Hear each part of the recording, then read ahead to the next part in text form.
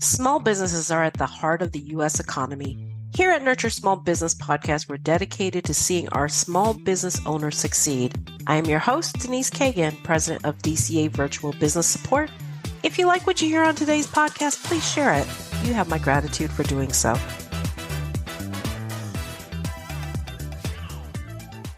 Today's guest has lost half of her body weight previously and helped perform open heart surgery.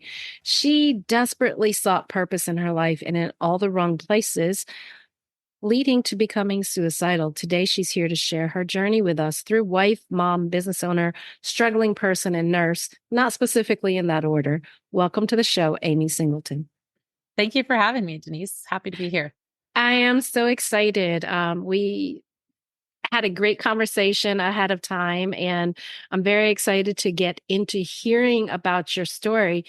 There's a lot of things that have happened in your life that you have just overcome. Yeah, absolutely. From the very beginning, it's been an overcoming journey for sure. So tell me about it. Tell me about your weight loss journey to start with. Okay.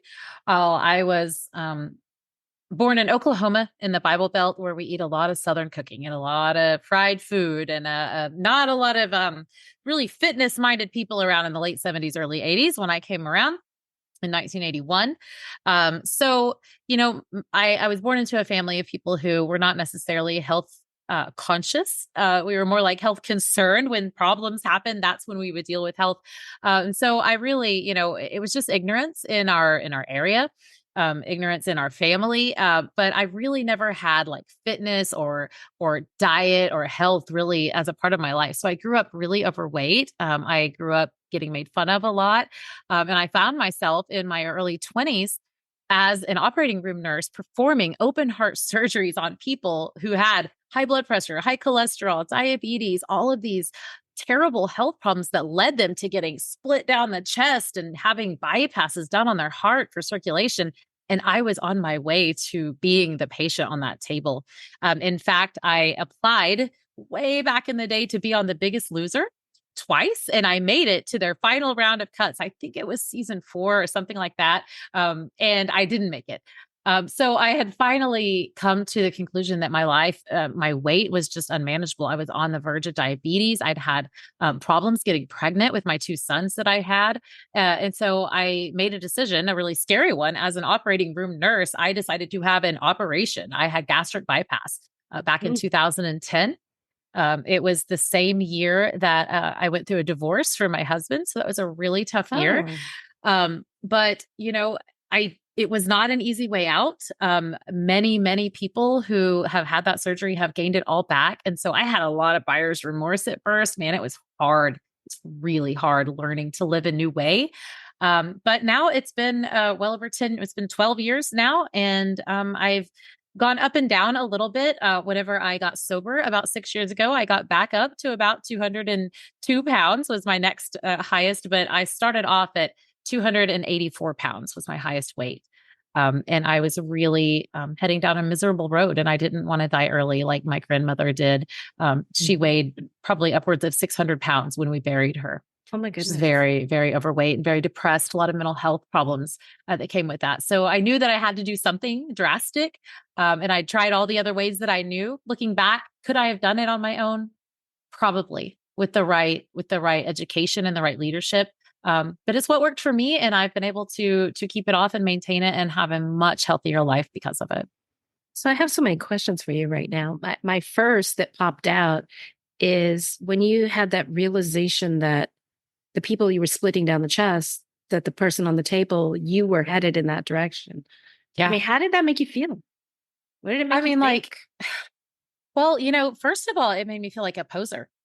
I mean, because here I am, like, I know that's probably wasn't the answer that you're thinking, but like when I would go to pick up a patient, me as a consumer, I want my healthcare provider to look healthy. I want them to, you don't hire a skinny cook. You don't hire a fat trainer. You don't, like you want them to look the part and look the health. And I didn't look that. I was so unhealthy. I was huffing and puffing, pushing those heavy beds with heavy patients and heavy equipment. And at the time I was also running after two little boys that were exhausting me. So, I hated the light that it painted me in front of my patients. And I hated how much just the physical activity of my day to day. Not only is that a really emotional and, mentally challenging job, because you're with people on the worst day of their lives and you're like ministering to these families while their loved one is under anesthesia, and you're supposed to be there for them. And I couldn't handle the mental, the emotional, and the physical aspects of that. And so it was taking me down a hill, in my personal life as well. Things can always be better when you're healthier. And so I just wanted to, it made me feel embarrassed. It made me feel like a responsibility. It made me feel like I don't want to be that person laying on this table. So yeah, I knew it was up to me to make a change.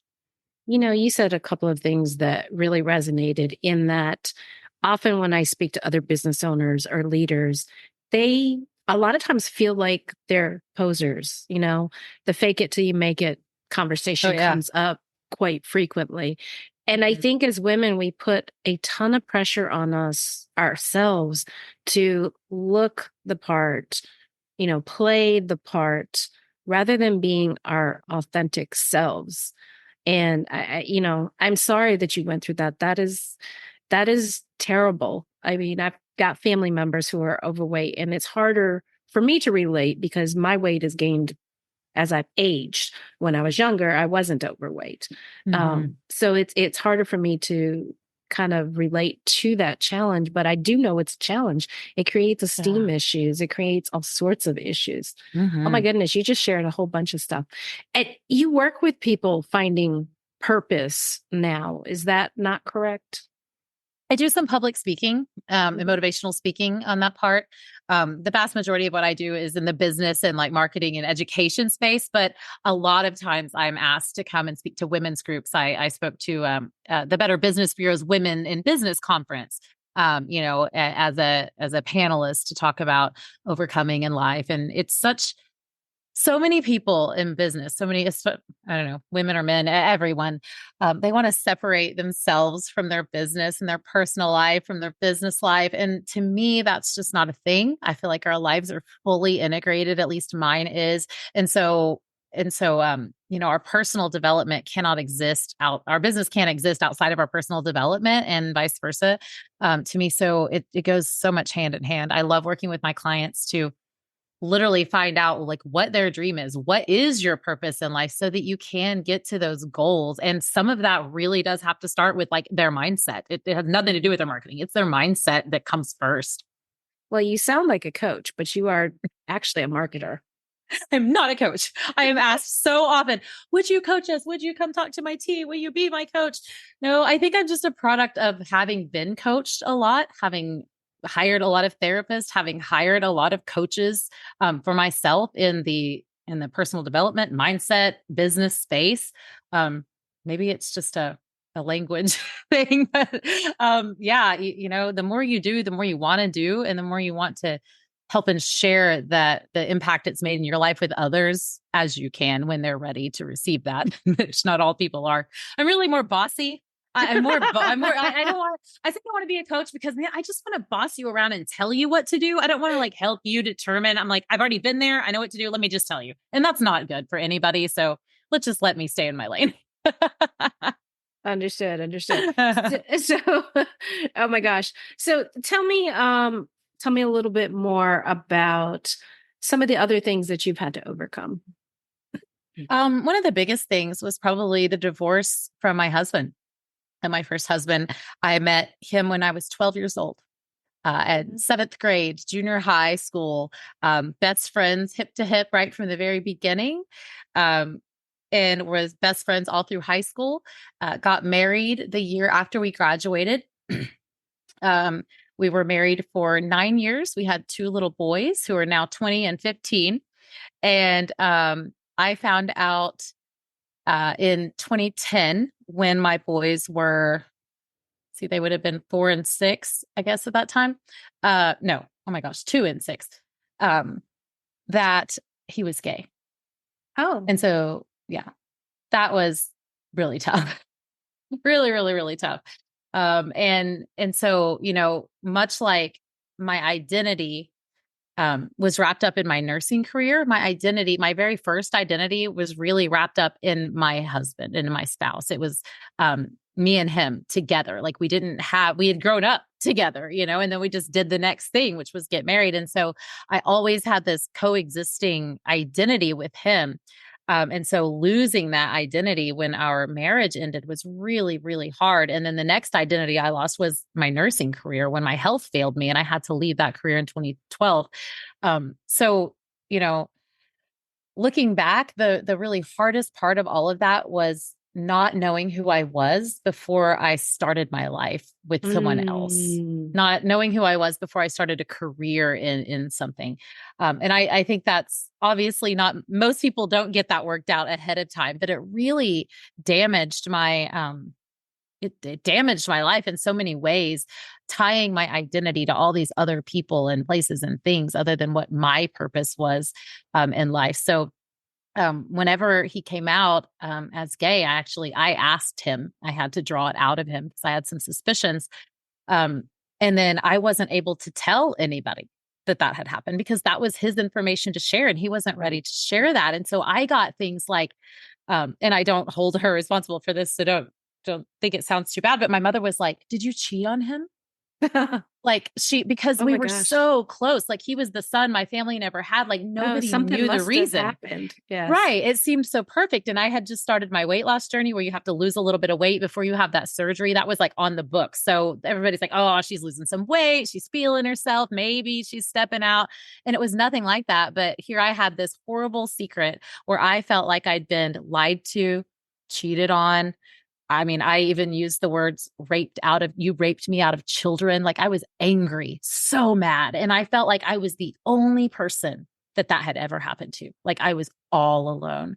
And that's not the truth. I found out later. I mean, there have been dozens of books written on this by men and women. And I found even people in my community that have been through it. But man, I felt so alone and overcoming that and clawing my way back was a real, real challenge.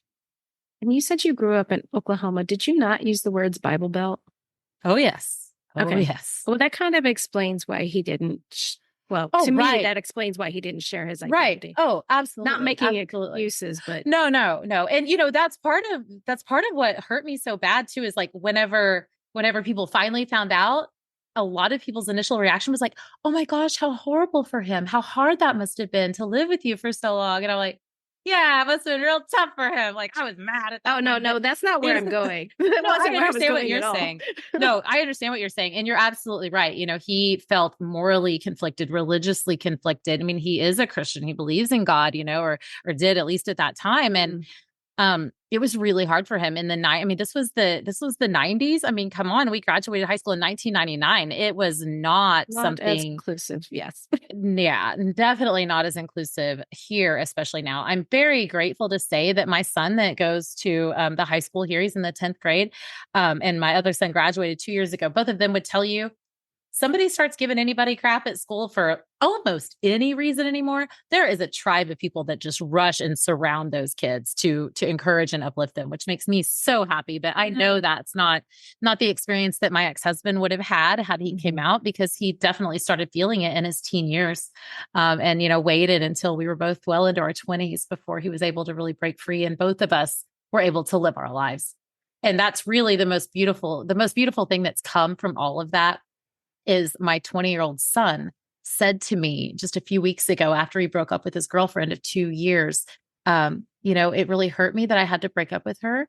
But I know that I watched you and Dad not be your own people, and you've finally figured that out. And I feel like Dad is still figuring that out. And I need to know who Brady is before I attach to somebody like you did. And I'm like, let my life be a lesson and example. I'll take credit for that all day long, because it was hell not knowing who we were and really wanting to live our best life, but not really knowing how.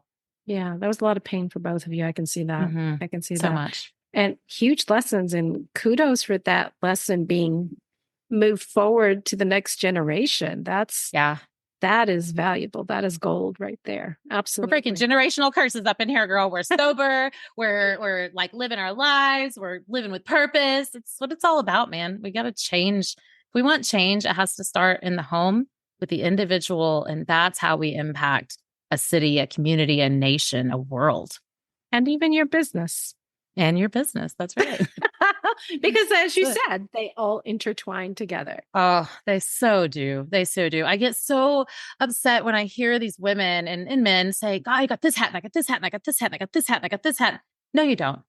Pick up your crown and put it on, because every one of those jewels is just a different facet of your life. And it all has to integrate and be you together. And it doesn't work any way else. It just doesn't. You can't have, I don't know. I haven't found another way that it works to have a full life with everything I want to incorporate in it and have to switch off a hat. It's just that one piece. That is a great concept. That is a great concept. So we've talked a lot about the personal. Tell me a little bit about your career. You went out of nursing for health reasons. What happened next? What happened next is I didn't work for about the next decade, almost 10 years. And then I went through all of those problems. I actually became an alcoholic and clawed my way back from that. Lots of other health issues and things happened. But after I started feeling better, I met my husband. I've now been with for 7 years, married 6, together 7. And he was a serial entrepreneur. He had owned several businesses in the consulting and in the home services space, for specifically painting companies. At one time, he owned the largest painting company in Oklahoma City with about 125 employees. They had about 10% of the new housing market. And then in 2008, the new housing market literally was obliterated. And so that business, he sold his shares and went into a different business. But we were sitting thinking, how can we bring him home? At the time when I met him, he was working 8 hours away in another business, his business, but it was far away. It took him far away to Texas. And we were trying to figure out, how can I go back to work and incorporate both of our time, talent, and everything together and serve our community? And what that looked like, he said, you know who I paid a lot of money to? Marketing companies, lead generation services that promise you the world and underdeliver or deliver nothing, overpromise. We never knew what we were paying for with our marketing or our websites. We can do better. And so we did. We started hiring coaches. We took some classes. We dug in deep. We proved the concept. We started building websites and learning. And that was in 2019.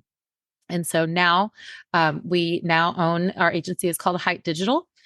We have made the Inc. 5000 list the last 2 years in a row. We will apply again this year for one of the fastest growing companies in the United States. We serve small businesses to help turn their websites into lead generating machines. And we do that by clarifying and magnifying their message across the internet to bring them leads, because the lead flow is the lifeblood of any business. And that's a really hard part for most business owners, because they are really good at what they do, like plumbing, HVAC, electric, at being an attorney, running a medical clinic. These are the types of businesses we serve. They're so good at doing that, but they have no idea how to check their email or they can barely get into their email, much less run a website or generate leads through that website in the complicated process of search engine optimization. So that's what we do. We serve home service businesses, businesses like attorneys, soft services like that, and a lot of medical clinics. Because of my background in medicine, physicians and doctors are kind of weird about, and nurses especially are weird about who we work with in other areas of our lives, like financial advice and other things. So we want someone that speaks our language. So our unique benefit is that Joseph has been in the business with home services. In fact, we just sold our second painting company earlier last year that we had accidentally by ranking a website that started bringing in leads to a website. And the next thing you knew, we had a 3-crew painting company again, which we did not want. So we sold to someone, and now they have a lovely website that's generating them leads for their business. But that's what we wanted to do. We wanted to bring him home. We wanted to put me back in some capacity where I could serve and connect with my community, with my talents, without killing my body physically. And that's what we came up with. It's been a joy to watch people's dreams really grow Like when they start off wanting to do a business and then they're literally there 90 hours a week and never get any time off and can't take a vacation and can't grow and scale because it's always them. It's nice to help take that load off and watch them be able to go to the lake and some baseball games and whatever it is that lights their fire. So you named a lot of the types of services that you work with, businesses that you work with. Are there any unique ones that kind of come to mind, like, an undertaker, maybe? I don't know. We don't have an undertaker, but we do have, we've got a couple of unique clients. One of our longest term clients was actually a nurse I worked with way back when we were nursing together. He has a dog poop scooping business. He's one of my favorite clients because he's actually been able to leave his full-time job in nursing and is now running Can you tell me the name of the company? Because sometimes they have funny names. Yes, he's a veteran. So his is Private Piles Pet Waste Management. So it's like a double entendre, the pile and private pile, like Gomer Pile or any of the other piles you've read.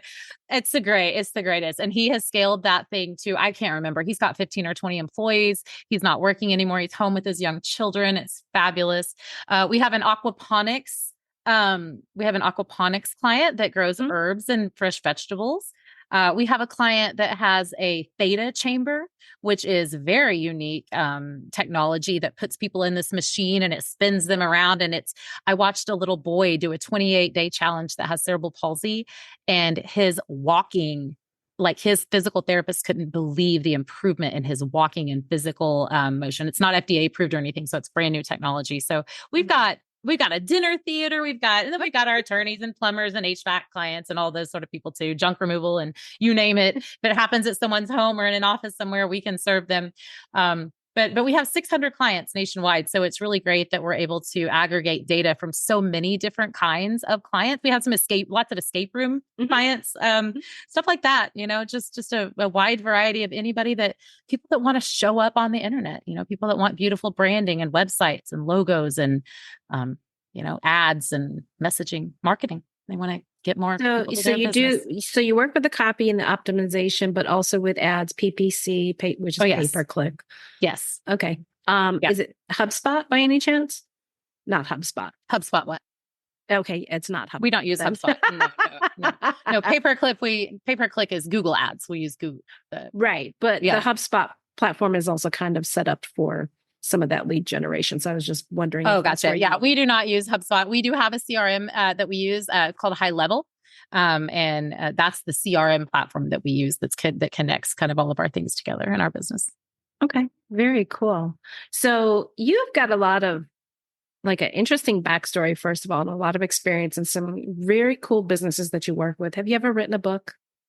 You know what? It's really funny. I have not personally, but I had a meeting this morning with an interview. A woman was interviewing me to write a chapter about me in her book about women who have overcome big things. And so I'm not sure when that's coming out, but she's taken the initial story from me. So I have a chapter coming out in a book that is yet to be titled. So that will be coming out. And I have not written a book yet. I am asked all the time and approached by publishers all the time to do that. But I don't know if it would be on marketing or if it would be on personal. I'm not sure what that looks like yet, but it will be in the future at some point. Awesome. Sure. I'd be excited to hear that. So what should I have asked you that I haven't asked you today? Ooh. What's the biggest mistake that people make in their marketing? What is it? Not saying the right thing. Explain that a little bit further. People want to tell their story. Our businesses are our babies, right? Like we want people to know like that our grandfather and our uncles started this back in 1912 with 2 pieces of bubble gum and a rubber band and nobody cares. They've already lost interest. There's a place for that information, but on our homepages, in our front-facing language, the client needs to be hearing their story and how they fit into that story. And so just the language that they're using, no matter the amount of push you do for ads or the budget you put behind it, if you're not speaking the language that a client needs to hear in order to engage your services or product, it's just going to be noise because we are in the information age. Our attention spans are like less than a second at this point. And so if it's not, our brains are wired to survive and thrive only. So unless something we see is going to solve a problem in our lives, we don't hear it. Pain points. Yep. Yeah. Pain points. Yeah. What is the problem that we're solving? Does it apply to me? That's it. Absolutely. Perfect. So how can our listeners find you after the show? amysingleton.net. All of my links are there to the podcast, the business, and everything else I'm doing. Just follow me at Amy Singleton. Tell me about the podcast. Sorry, I missed that. Oh, no worries. My podcast is called Queen's Lead. So it is a podcast for female entrepreneurs, and we tell stories of women. That's it. Love it. Absolutely love it. Yeah. So anybody that is wondering about their website, how it's doing online, if you have questions about how it's set up, if you could be doing better, at amysingleton.net, there's a form at the bottom. If you'll fill out your information and just give me your website URL, I'll have my team go over and do a completely free video. It's about a 3-minute video, just showing you areas of opportunity on your website that you can make changes on your very own to start making a better impact today. Perfect. All right. Well, Amy, you have been a great guest. Fascinating story. I thank you for your time today. Thank you so much. I appreciate you.